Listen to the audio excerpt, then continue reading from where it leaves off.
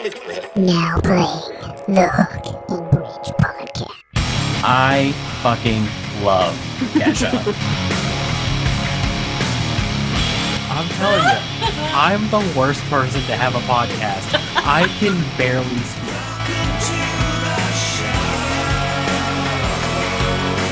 Oh my god, I love this!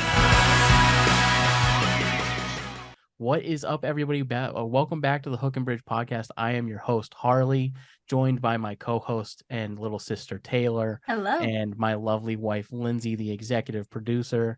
And today we have a huge guest on the show. Emphasis on huge. You would definitely recognize his voice as soon as he starts talking.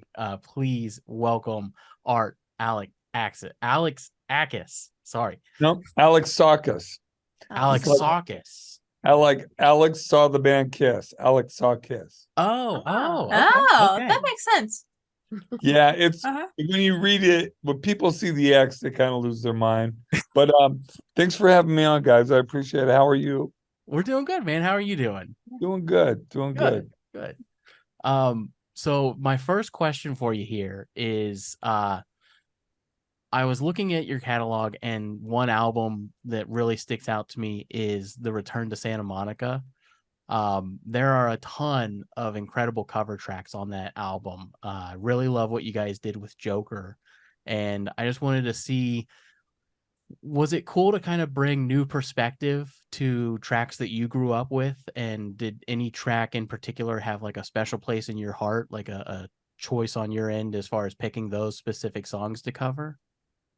Well, that album was it was a re-record for the hits, and they asked us to do some covers as well. We had already done an album of covers it's on Capitol, called The Vegas Years, and I think it's got 16 covers on it. A lot of the songs I grew up with. So there's a lot more songs there that mean a lot more to me. I mean, doing the Joker, everybody's done that song, and we started doing it, and we had the synthesizer, and we were just screwing around, having fun, and I'm just talking, and all the guys were laughing behind the glass. So that's kind of where that came from. We do a really cool punk rock version of a Death Cab for Cutie song called I'll Follow You Into the Dark, which is a great song. We do some Tom Petty, do some Police. If you check out the Vegas Years, there's some really cool songs, like some songs that I grew up with, an old country song that my mom used to play me when I was little, called Night Train to Memphis. And we did a more like cowpunk version of that. So I think, to me, covers have always been a thing. I don't want to do a cover and sound exactly like the cover. I don't get the point. I don't want to just do a punk rock version of it.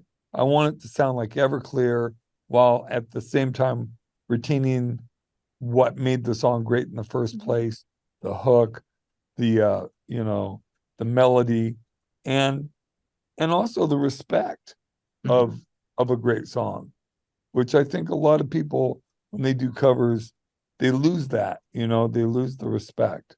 And it's a big deal to me because it's like people talk about people who've written maybe one hit song. They're like, oh, they're a one-hit wonder, and they kind of dismiss them. And I'm like, well, where's your hit, guy? You think it's easy to have a song that millions of people connect to? It's in my estimation, it's God-given, and it's something that you respect and you feel grateful for. And yeah, there's talent and there's skill, and there's also luck that comes into that. But we've had 5-hit songs, and I feel blessed for it. I feel very, I'm not religious. I'm very spiritual, but I'm not religious. But I I'm very grateful for the life I have now. And I'm 61 and I'm still doing it. Yep. Yeah. Yeah, Mhm. congratulations, man. You guys, I mean, you're not only are you doing it, you're doing it successfully. Yep. You know, Yeah. you guys are killing it out there. I just Mhm. listened to your live album from the Whiskey A Go Go. You guys sound as Fun. great as you did 20 years ago. It's Mhm. absolutely incredible. Thanks. So the other cool thing too that I noticed in the Joker, I love how you talk in the beginning throughout the song. It reminded me so much of like Volvo driving soccer mom and Mhm. my unemployed boyfriend or ex-boyfriend. You know, I love that. Unemployed boyfriend, yeah. Yeah, I love that atmosphere that you bring to the tracks by adding like that little bit in the beginning during the intros where you're talking and there's, you know, some sort of other aspect going on in the intros. Um, that being said, I did notice that there's a lot of re-records in your guys' history. And each time you guys have recorded, you change up the songs that you re-record. Um, different ways. So like Santa Monica, for example, I think there's like at least 4 different versions sonically of Santa Monica. And I was just curious on if doing that was a way to kind of give those songs new life, or was it, you know, things have changed in your career at that time and maybe you wanted to like give a new perspective or different ways of like bringing that song out to a new crowd? Well, that's a good question. Um, I mean, I think there's 3 versions that I can remember doing. There's the original, of course. Then there's the um more acoustic version that we did for an album called In a Different Light. Mm-hmm. And then on Return to Santa Monica, there's a re-record. And basically what re-records are, it's like the labels back in the day would advance bands or artists money, right, to make the record. So it was a interest-free loan, but not really because they own the masters forever, Mhm. Right. forever. Not a co-share, but it's like you put all the sweat equity in and you get paid, and then very small amount up front. And it's just re-records are a way for bands that, because placements are big in TV shows and internet and movies, to get that song played and still retain, to be able to get money from the master, to get royalties from the master. So that's where that came from. I never liked doing it because I feel like when you record that song the first time, I don't do demos because I think it waters things down. Mhm. So when I record it the first time, that's what you're hearing. Mhm. It's fresh, it's real, it's authentic, Mhm. and it is what it is. I'm not one for killing things in production, like doing things over and over and over again. My wife and daughter have the OCD in the family. I have other issues, trust me. Well, so first off, I think it's interesting that you're not counting the sped up and slowed down version that you guys recorded. I didn't do that. Oh, really? No, Oh. I didn't do that. Someone did Oh, that. I love it. I think it's a great way for DJs and different people in music to be able to take those songs and be able to sample them in different ways. You know, it gives other opportunities to other artists to work with your music. I thought that was a really, I've never seen other bands do that before. Well, that was someone who, he wasn't supposed to do that, and he Oh, put it out with kind of an idea of like, well, sue me. Oh my. So we might. Oh, you should. You Yeah. know, it's just, yeah, people, it's like the wild, wild west sometimes now. Mhm. Um, they license stuff from the labels, but they still have to, even though I don't own my publishing anymore for the old hits because I lost it in a bankruptcy. Um, I have to, they still, if they want to represent that song in any way, shape, or form visually, they have to get my permission Mhm. because I'm the sole writer on it. Mhm. It says Alexakis Everclear, but I'm the guy. I write all the songs. They're Right. all my, you know, I don't really dwell that much on the past. The thing about doing Live at the Whiskey A Go Go was fun because it's what those songs sound like live. They always have sounded harder, faster. That's Mhm. kind of what we are, you know. When I grew up in a time in the 70s when bands would make really produced records, but live they'd be much more intense because it's two-dimensional. You're right there, you're hearing, you're seeing, that's it. There's no listening to things over and over and trying to get depth and texture and dynamics. That's not what live is about. And I still have that. I still believe that credo, you know. So that this album was a really great opportunity to show Everclear fans and people who don't know Everclear what we sound like live. And there's also we pushed to have two studio tracks put on there, and I think it's a great primer for people that might not be huge Everclear fans, and they listen to it and they go, "Yeah, I like the old stuff. I like the new stuff. Mhm. Cool, I'm in." And for old school Everclear fans, they love it Right. because I think they're pretty good versions of that. Well, and with your later catalog too, like 2015-ish era, you guys put out some tracks that were much heavier than stuff in your early days, and those were fantastic songs. Well, thanks. I don't think they were heavier. I think they were just because of the production that was available in 2015, they sound heavier. But I would argue that there was just as heavy songs in on Sparkle and Fade, World of Noise, and even to a certain extent, uh, uh, so much for the Afterglow. But you're right. I mean, when we went in to make Black is the New Black, I wanted to make a just badass rock album. Just there's no ballads on there. There's songs that start softer, but they all turn into rock songs. And that's what I wanted to do. That's what we wanted to do as a band. And I wrote those songs. And um, I think the production's phenomenal on it. And yeah, you know, we get placements for that every now and then still. Yeah. But it never got played on the radio. Whereas one of the new tracks on the live album, song called "Sing Away," which is about teenage bullyism, and suicide ideation. It's getting played on the radio.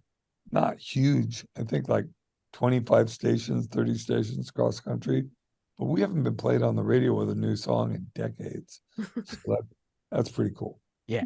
Yeah. Well, it's at a time in American history that I think It's that's needed. needed. Yeah. Yes. I think it's Appreciate that. yeah. Yeah. So I'm gonna pass the mic over to my little sister Taylor. Gonna Okay. pass it to me. Yeah, I know you have a couple of questions that you want I to get do. to, and then I have a couple of deeper questions I'd like to ask you as well. Okay. I got about 15 more minutes. Okay. Okay. So my first question, I saw a clip of you on YouTube and you were naming your top 5 alternative rock rock bands of the 90s. And you said that Nirvana was your third one, I believe. Which is, I personally am not a fan of Nirvana. I have very Really? strong I have very strong feelings towards Nirvana. Well, how old are you, dear? Too young for it to matter. I'm I'll be 22. Okay. Well, and Yes. your opinion is just as valid as anyone else. But you have to remember when that record came out in 91, I had already known about Nirvana because my girlfriend, soon to become the mother of my first child and my second wife, was living with me in San Francisco, but she was from Portland. That's where the Portland connection came from. And she's sent me all this stuff. And Nirvana's earlier stuff was cool, but you didn't really see what was going to happen. And then that album came out and it just changed the record industry. All the rock bands that were getting played on MTV and radio were all like butt rock bands like Warrant and Lita Ford. And to this day, a lot of those people think that Kurt Cobain killed heavy metal. And some of them are so stupid that they think I'm him. I've had them come up to me at clubs going, "You just fucked up the record industry." And I go, "Really? How'd I do that?" "Thank you. That's pretty cool. But how'd I do that?" And they're like, "Just that shitty Teen Spirit song." I go, "You know that guy's been dead for like 25, 30 years, right?" Oh my God. You know that, right? Yeah, they don't know. But no, I can appreciate it. I do appreciate it. But I appreciate Nirvana. It's just not your thing. Yeah, it's the first song that Harley learned to play on a guitar. So my early years, I was forced to listen to Nirvana over and over. I'm surprised he didn't learn Santa Monica. It's only 2 chords, the intro. I definitely know how to play it. He knows how to play it now. I didn't want to bring it up, but it's kind of a big deal for me. But my question was, what do you feel they did better than the other bands or differently to be not only to be on that list, to be so high on that list? They put it all together before anybody else did. All the bands that came after it in the 90s, ourselves, even Pearl Jam. Pearl Jam's album had been out. No one cared. It had been out for a while. And that term grunge, once that hit and they saw that Eddie was a good-looking guy with a cool voice and videos, they started making videos of him. That's when they just took off. Bands that have been around making music that thought, like Alice in Chains' album had already been out. Soundgarden had their 2 or 3 albums out, and it just elevated. What's that called when the tide raises all the ships? It was a sea change. It was something. They put pop, rock, everything all together. They were anything but a grunge band. And by the way, no one in the Northwest in the 90s called anyone's band grunge. That was nothing but like radio people, media people, the people at Sub Pop Records. They came up with the term. Bands didn't say, "Hey man, we're a grunge band. You want to come play with us?" No one said that. It didn't happen. And but what Nirvana did is they took the Beatles, they took Cheap Trick, they took Aerosmith, they took pop music, they took the Carpenters, they took all sorts of things. And at the same time, there was some Sonic Youth in there, and there was a lot of Pixies in there.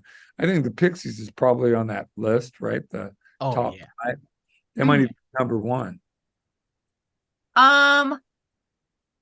I don't remember. I think the clip that I saw was just you discussing Nirvana being on your number 3. Oh, you were talking about that thing that was on TV? Yes. I think you did talk about it. Yeah, I heard about it. I didn't watch it. I don't watch myself. I have no idea. It happened to come across my YouTube, like on my YouTube shorts, and I was like, "Oh, this is interesting." Okay. So I listened to it. That's cool. I would like to ask you about your journey on becoming a drug and alcohol counselor. How is that going? Well, I was going to school for about 3 years. I spent 2 years getting going through a really hard regimen for life coaching and master life coaching, which is even more intense. And I got that in three different criterias: creative, sobriety, and uh, just plain life coaching. But and I'm working to start that business this year of start working with people who are creatives, who work in the creative industry. Not people who think their mom told them they were creative, but people who actually make a living in the creative industry. Right. And because that's all I've known my whole life. I know that. I know sobriety, and I know how to I think I'm pretty good at working with people and inspiring people and being compassionate, but still tough at the same time, because that's what a coach is. Life coaching is not being a therapist. I'm not a therapist, and I'm not planning to be a therapist. Now, I am about 6 months away from getting my alcohol drug certification to work with people, but I wasn't even convinced I was going to finish that, and I still might. But people usually do that to become like counselors or sober companions, and I don't want to do that. I just wanted to learn more about the X's and O's of addiction and sobriety, even though I've been through it and I've worked people as a sponsor and been through it. I just wanted a little bit more book learning behind it, and plus I love psychology classes. I really do. Awesome. And then my next question for you is, if you're cool with talking about it, because from what I understand, this song's very personal to you. The song "I Will Buy You a New Life." I thought you were going to talk about one that's really personal. Well, I wanted to, but I didn't want to get into too much. You can ask anything you want. Well, I know "Father of Mine" is one that's extremely personal to you. Yeah, but that's been talked about so much. Exactly. Yeah. I don't want to talk about that. And this particular song is very personal to me, so that's why I wanted New to ask Life? about that. Yes. New Life? So really quickly, so it's my song with my wife here. It was the song that I played as my ringtone for her for years. But I just wanted to know, I had read that the story was more of a love song, and I don't get that vibe from it, really. Really? And I was just curious on what your thoughts were as the person who wrote the song. I think it's the closest thing to a love song I had written up to that time. Ask your wife. I agree. I mean, I don't know why you wouldn't get those vibes. Yeah, I definitely get those vibes from It's that. a love song. I will buy you a felt, garden where flowers can bloom. I will buy you a new life. I mean, felt that it was coming from a place of insecurity of somebody that was in love with somebody that was out of their economic bracket and trying to buy that person a new life that you can't afford, and saying like, I can't afford it now, but we'll get there someday. Nope, you missed on that one, bro. Damn it. All right. Yeah, that you were really deep on that too. Huh? He went deep. Yeah, that was you dug a hole in the wrong direction, but man, you committed to that shit. Yeah. Deep. No, it's not that at all. It's more of a thing of just just what I call punk rock romanticism. Like I'll swim out past the breakers, watch the world die. That kind of that kind of fatalist romanticism. When I play that song live, I've always said this is not a song about money. This is a song about love. Buying the new life is not necessarily buying it with money. It's buying it. It's being all in, using everything you have to be a part of that life. And some people use money. Some people use love and devotion and commitment. And at that point, when I wrote that song, I had more of that than money, you know? Right. And it's interesting. When before we got signed, we were living over, me, my girlfriend, fiance, soon to be wife, and daughter were living over in a part of Southeast Portland called Felony Flats, if that gives you any idea. Mm-hmm. Wanted to buy meth, that was your place. And so we lived in that area, and I'm clean, but we're living there because it's cheap, because that's all we can afford. And I've got a Nissan Sentra that's busted out window, punched out trunk, fender all busted up, couldn't afford no current license plates on it. And we used to take my daughter and put her in her car seat, take her to McDonald's, don't judge, and get a Happy Meal, and then we would go up to the West Hills and we park and we just look at the houses and we cruise around the corner. And I'm really surprised the cops never came and got us, because I'm sure people looked out their window and goes, they're casing our house.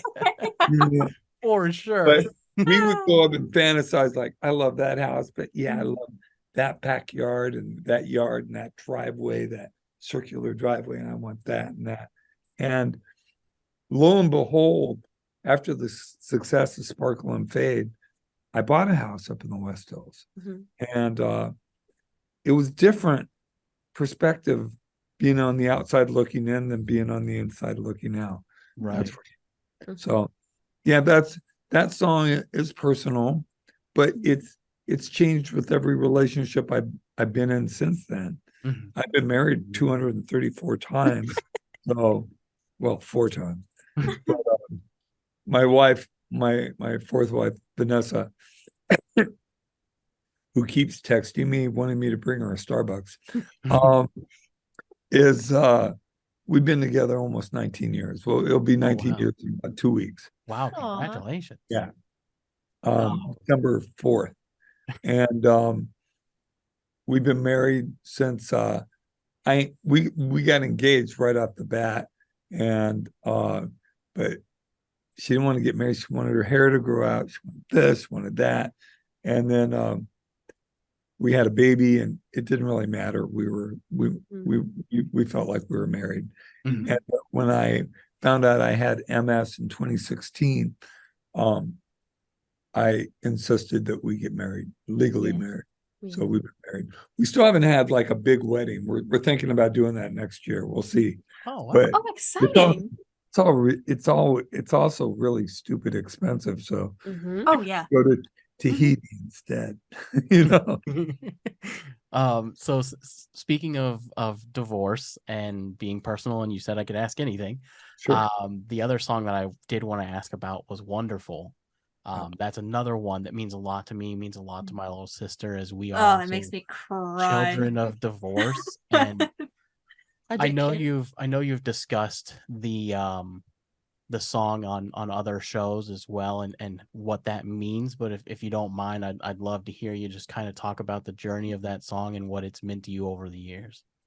Well, that song was basically written, being a child of divorce, having a child, that's the last thing you want to go through. Like absolutely the last thing. But it became obvious that was going to happen. People grow apart. And I remember seeing my daughter, who was probably 6, 7 at the time. And do you guys have kids? No, not yet. No. It was debilitating to me to watch my daughter go through that. And it's funny because I had the music for that song for a long time, but I wrote the lyrics like I knew we were going down to work on the record and I needed to have these lyrics done, but I wasn't really there. I was going in a different direction, different ideas. And then I remember dropping my daughter off at school and and seeing her friends and laughing and stuff. And then she turned around and waved at me, and she just looked so sad and lost because she knew I was going to be gone for a week. And it just killed me. And I just went and wrote those lyrics. And like, I wrote 3/4 of them that night. The next morning on the plane down to LA, I finished them and walked into the studio, and they're like, okay, we're going to work on this song and this song. And I go, no, we're working on Wonderful now. Pull it up. Let's go. And I hit the vocal. I did it in 2 takes. And it's just one of those things where it just came out of me. It just kind of poured out of me. And it's one of those songs that makes people cry. And yeah, I've got a few of them, especially Father of Mine. That'll make grown men cry. Oh, yeah. That gives me a lot of pleasure to see these big tattooed, punk rock looking dudes. Just, I'm like, we'll be playing some other song, and I go, wait till we do Father of Mine. Yep. The guy over there is gonna melt like an ice cream in the sun. Watch. Yeah. Oh man. But Well, how wonderful that I've been able to be a part of songs. And when I say part of songs, just the spirit in me and working through me and being able to be a part of things that touch people in such a poignant way. That's really all I ever wanted to do. I never wanted to write songs about partying or getting laid or Dungeons and Dragons. Even though I like a little Rush, I got to tell you, I like some Led Zeppelin, but those are exceptions. For the most part, I like singer-songwriters who write songs that matter. The Springsteen, Tom Petty, John Prine, guys like that. Even, of course, Dylan, the Beatles, Stones, songs that pertain to the culture I'm from and the culture I'm in.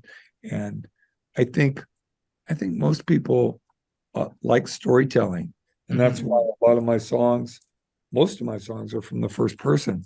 And that's where I think people get the idea that all of my songs are autobiographical, when in truth, as I've always said, I'd say about 1/3 are autobiographical, about another third are composites I make of, like, I build a character around different things that have happened in my life, or like Wonderful was pretty much a composite. Santa Monica is a composite, where I create a character, right, that goes through real life things. And then the last third of the songs like Queen of the Air on Sparkle and Fade, which is a really intense song about a guy, figuring out his mom died of an overdose or of a suicide. And 1/3 of my songs I just write. They're just stories I write. They're intense, but I just write songs. I just come up with them.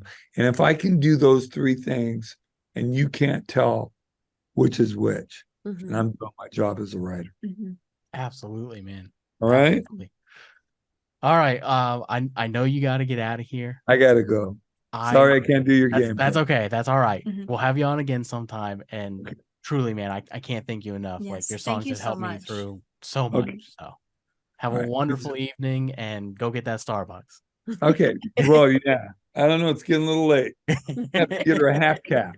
See you guys. All right, man. Bye. Thank you. See ya. Fangirl. Why are you fangirling? Dude, I fucking love Everclear so much. Can we talk about how these crackers have been sitting on my computer, and all I could think about that entire interview was biting this cracker that I didn't get to finish. You should have done it. No, it was super cool of them to allow us to have that little bit of time with them. I really appreciate it. So, all right. Sorry you didn't get to ask your deep question, buddy. Oh, okay. Sort of hinted around it. You know what I mean? So I just didn't want to overstep a boundary, but I'll email him because I'm curious. I want to know his life story. So we still got to do some show. Gotta pick up the energy that was intense there at the end. Mhm. We want to play some mixtape, Taylor? Sure, why not? Cool. Can our listeners hear my crunching? Can you hear my crunching? I No. cannot. No. Before we do that though, we have a Patreon, Okay. and people should go and check that out. Mm-hmm. And we've got an Instagram and a website, and we do all these super fun things over there. We've got our YouTube. Taylor's got our Tuesdays with Taylor. It's a little Don't promote that right mini-series. now. Okay. Forget you heard that. It's a thing. I went through a mental breakdown. I deleted a bunch of videos that I was going to post because I hated how they turned out. It's a whole thing. All right. Name it some So- Tuesdays with Taylor. Some Tuesdays with Taylor you'll get. They Buddy. might be Thursdays. Buddy, you have been very consistent and very good at doing what you've been doing. Thank you. They're doing well. And if you got to take a break, take a break. It's okay. I gotta take a break. Yeah, it's all right. There's Mhm. nothing wrong with breaks. We can find other things to do. You're right. I'm Tuesdays with enjoying it though. Tori. What's that? What'd you say? Huh? What'd you say? I said that. Oh my God. I'm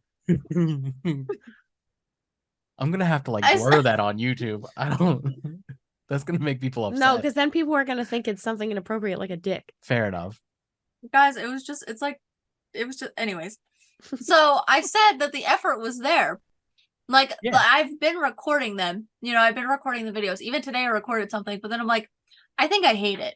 I loved the thumbnail you used for the Virginia trip.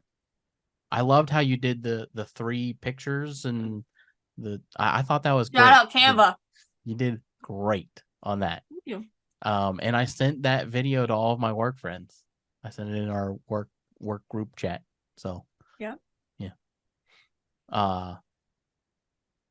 We went to concerts. Oh yeah. Mm. Oh wait. Yeah, talk about your concerts. No.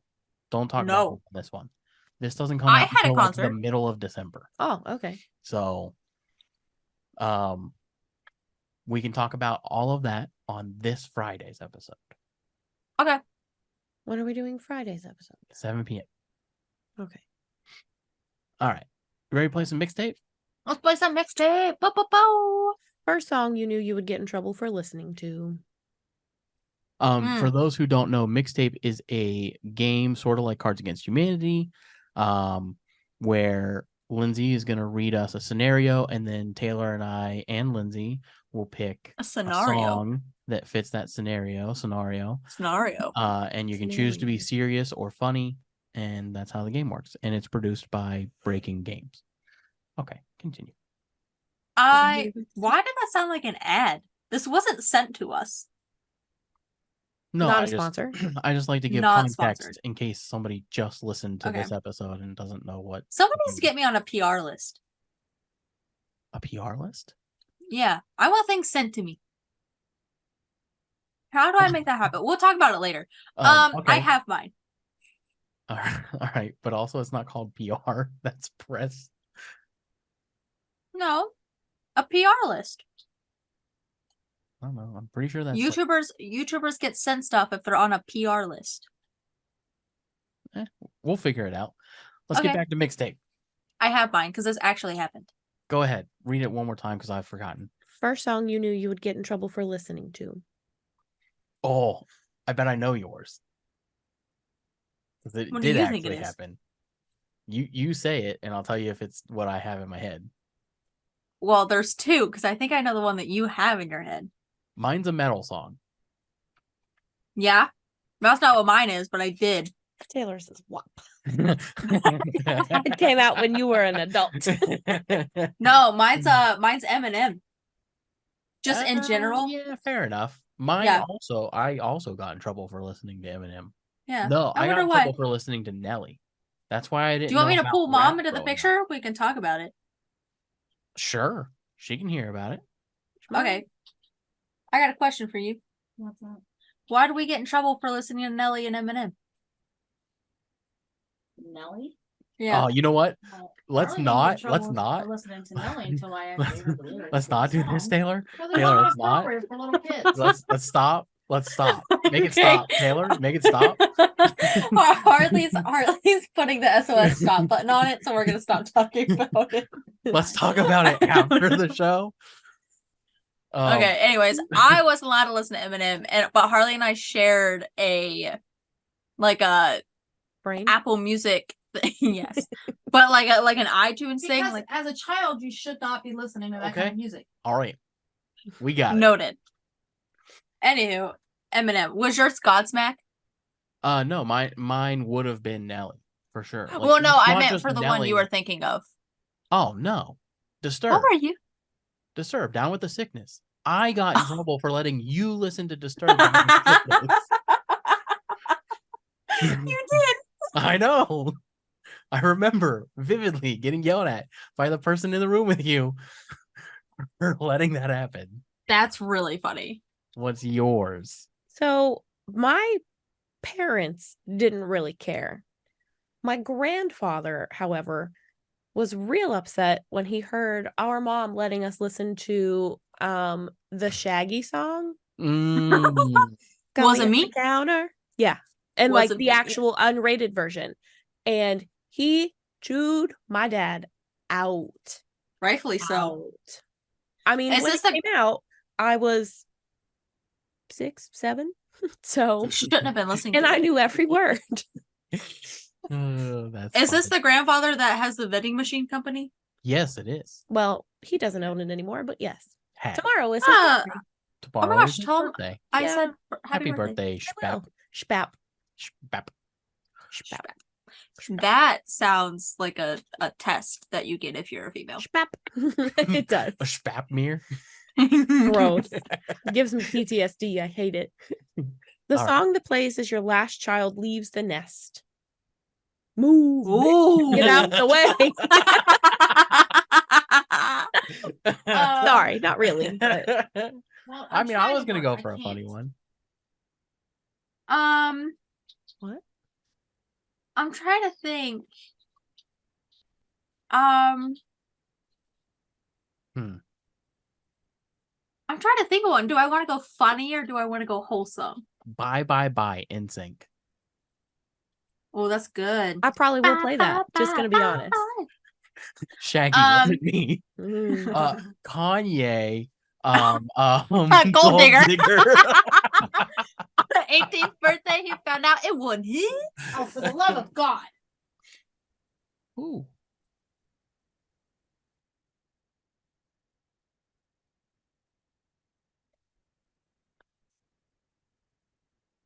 She can hear us.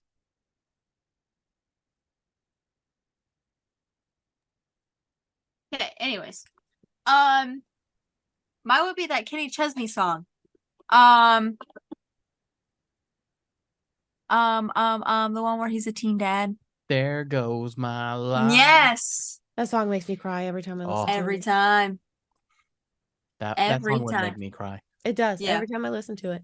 Mhm. Because like I moved away from my family, so like when it talks about she packs up her stuff and then she drives away, oh my god, Mhm. I can't handle it. Mhm. That's definitely what I would Did you pick. say yours? In Okay. sync. What song or band changed the way you think about music? Do we all have a collective Ooh. same answer? Probs not. Probs not. I know mine. Is it Everclear? It is not. Okay. I do love Everclear, but it is not. Change the way I look at music? Change the way you think about music. Think about music. Like in what context? Just in general. Whatever Any you context you want to bring in your brain. Bring in your brain. Bring in your brain. Oh, I got it. What's You yours? you do yours first. Mine's AJR. I knew that. I was gonna say that. Lindsay, what's yours?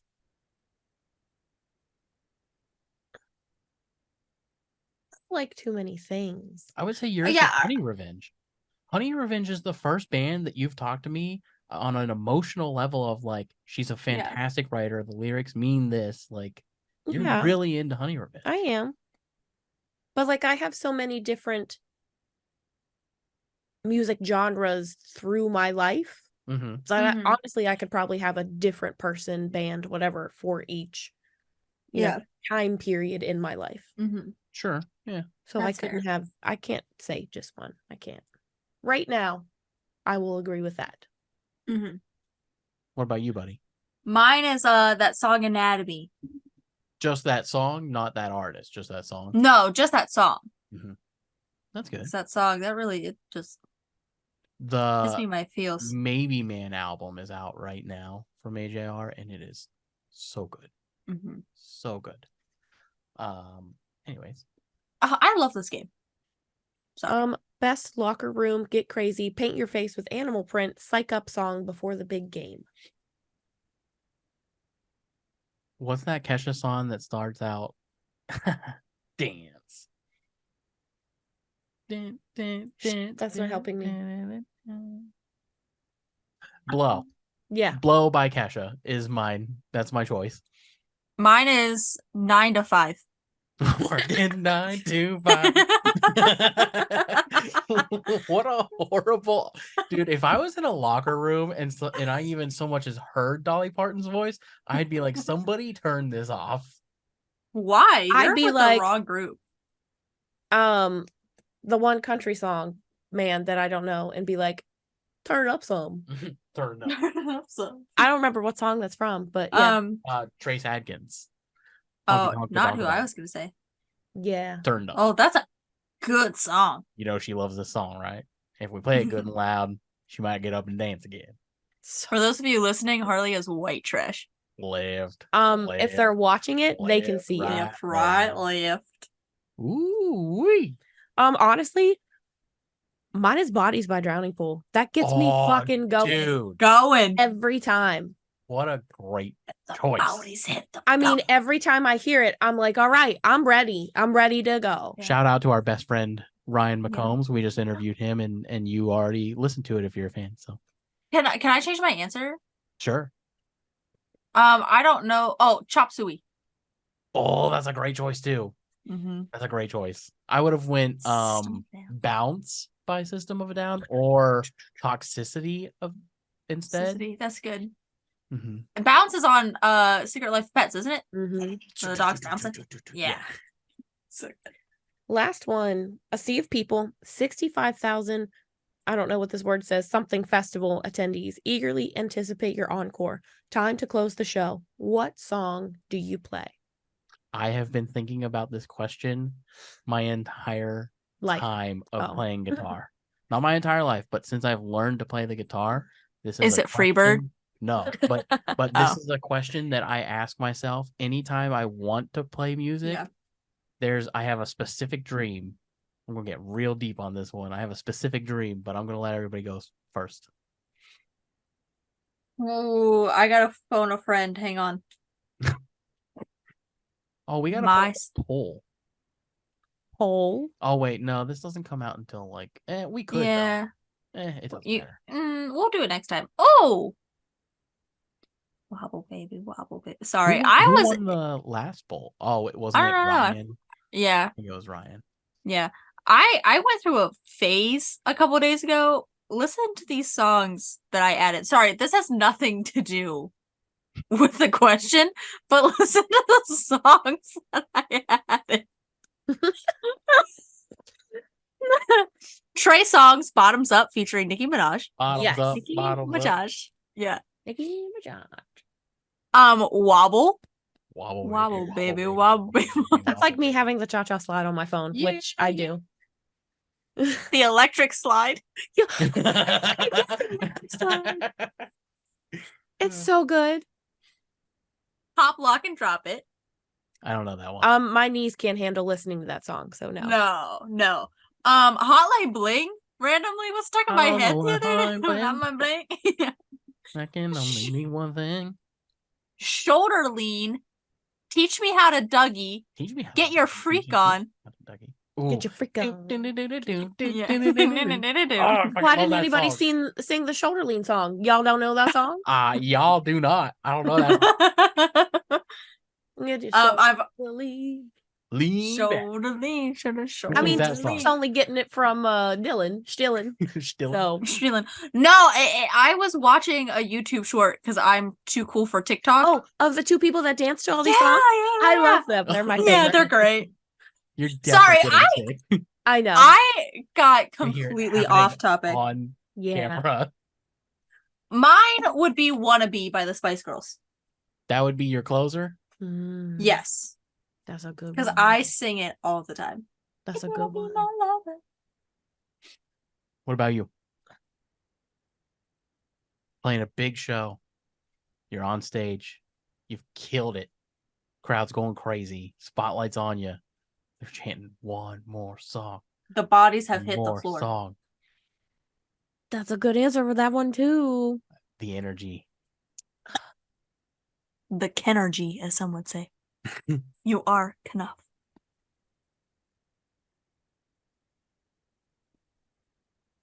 Again, I like too many things. I'm just Ken.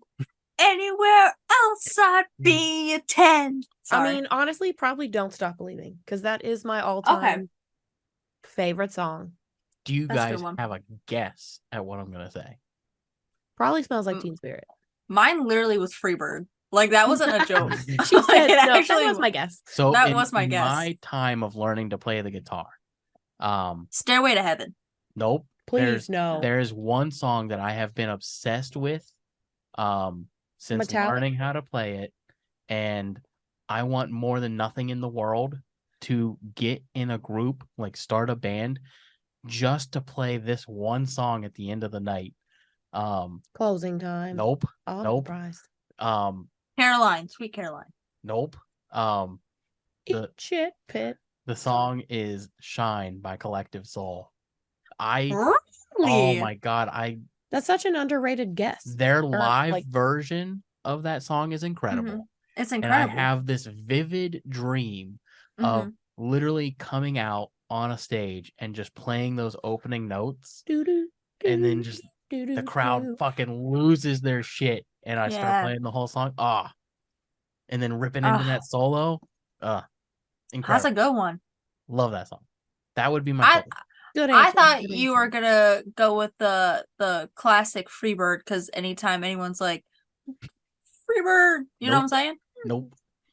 Okay. That song kind of sucks. Freebird? What, I'm just Freebird? not- It does. I hate I it. agree. One, it's too long. Two, it's boring as hell. Freebird, yeah.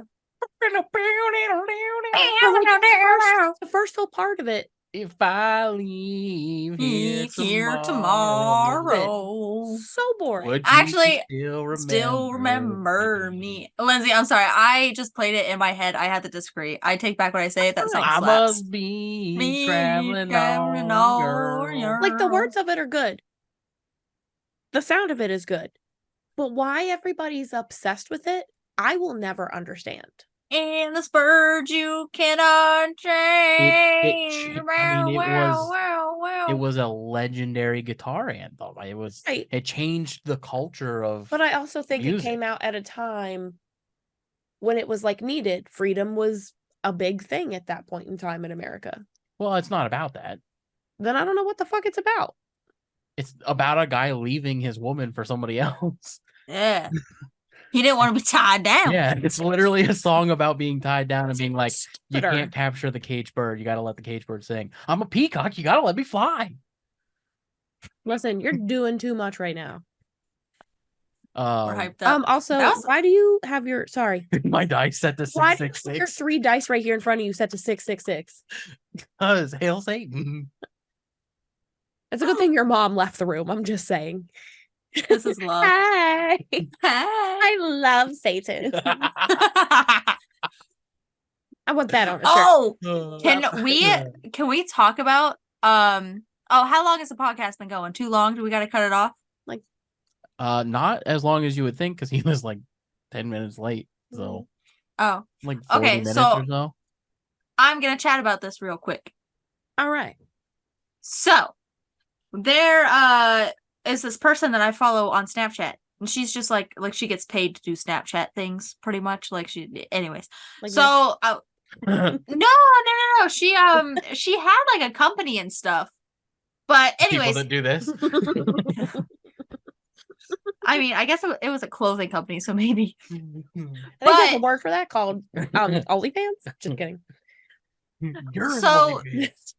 Sorry. She had gone to like a Doja Cat concert, and like, have you noticed when people up like very recently have gotten famous and then start doing some weird stuff in music? You know what I mean? Like some Illuminati souls have been sold type of stuff. Mm-hmm. She said that she went to a Doja Cat concert. She didn't think anything of it. It was she was sent to go. Like some PR team was like, "Hey, go to this concert, hang out, meet other creators," type of thing. She said that she came back and she is a fairly religious person, or spiritual. I wouldn't say religious, but she said that she had the most vivid dream about Satan coming for her soul. Like, it woke her up in the middle of the night. And she went on, I don't know her personally. I don't know how true it is, but I think that's crazy. Like, she went on her Snapchat. She said the craziest thing happened. Is she blaming it on the concert? She said that the energy wasn't right there whenever Doja Cat was performing. Because she ain't got And no she had eyebrows. left. Like, the girl had left. Like, and everyone on her Snapchat was like texting her or whatever, because you know how you can do that with like famous people, like send them things. They were telling her, they're like, oh, like, you know, Doja Cat low-key is like worshiping Satan in a lot of things. And I don't really listen to Doja Cat. Yeah. But she went on and she was like, you guys sent me those messages. She said it's so weird because, like, she said the most vivid dream. And like, she woke up and her clock, like, she has a grandfather clock, and it was like open, like the thing was open to the grandfather clock. Mm. Yeah, I don't know, crazy. Anyways, so that was totally off topic, but The thing that Lindsay's talking about, for those that are still listening, I have 3 dice on my my table here, my desk, and they sit next to Sean the Shark, and mhm. Sean the Shark. I turned all 3 of them to 6s, and they're just sitting Not even up and down. They're on sideways. top of each other, sideways. Terrifying. Are you okay? Yeah, I'm No. fine. I was bored. I was doing something and I was bored, and I was like flipping it around until they said 666. Yeah. So that's the show. Taylor, promo-y time. Yeah, okay. All right, everybody. If you like today's show, go ahead and give it a big thumbs up. Hit that bell notification and subscribe. And say hi to Chief. What up, And Super say Chief? hi to the chief. Yeah, sorry. Let me restart. That was awful. I got distracted. I looked at Mom and then she started laughing. My daughter's a YouTuber. She's All right, making fun of everybody. your little skit. I worked so hard on it. All right, everybody. If you liked today's video, go ahead and give it a big thumbs up. Hit that bell notification or subscribe. Hit the bell notification so you get notified every time we post a new video. I'm all anxious and nervous now. There you go. And Got the nervies. like I said, we got merch. We've got a website. We've got Instagram. We've got YouTube. We've got Patreon. Everything Hook and Bridge podcast you could possibly want. Stickers. We've got stickers. I got business cards. If you just want to hang out, Cups, chat with cups, us. Cups. Cups, And, cups. Everybody. It has been a huge year for us. We also have fun stickers that we can throw in for fun if you tell us Yes. your favorite. 3 favorite bands. Mm-hmm. Mm-hmm. Most- And if they don't suck, you might get something. And since this is coming out in December, like I said, this has been an incredible year for us. We've had some Yeah. absolutely amazing guests on the Mhm. show, and we hope to pull into 2024 with some even bigger guests. And yeah, we're making our dreams come true over here. So thanks for all of the support, and Awesome. tell And people about happy it. holidays to you and your family. Yep. Merry Chrysler. We could use some more Chrysler. support over on the social stuff. Believe it or not, that's the thing that makes it difficult to get guests, is they look at our numbers on Instagram and YouTube, and that's a big determining factor on whether or not they want to come on the show. So if you can, just swing over to those if you have them and pop on and click the button. So, Yep. Anyways, it's been real. Thanks, everybody. Peace.